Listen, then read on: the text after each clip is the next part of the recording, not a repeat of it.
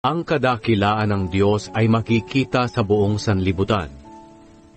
O Panginoon, aming Panginoon, ang kadakilaan ng inyong pangalan ay makikita sa buong mundo, at ipinakita niyo ang inyong kaluwalhatian hanggang sa kalangitan.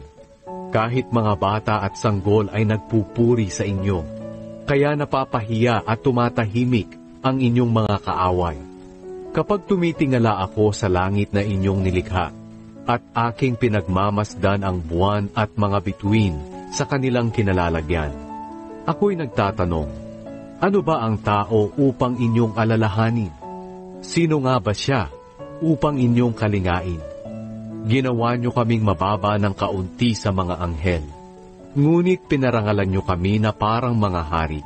Ipinamahala niyo sa amin ang inyong mga nilalang, at ipinasailalim sa amin ang lahat ng bagay, mga tupa, mga baka, at lahat ng mga mababangis na hayop, ang mga ibon sa himpapawid, mga isda sa dagat, at lahat ng naroroon. O Panginoon, aming Panginoon, ang kadakilaan ng inyong pangalan ay makikita sa buong mundo.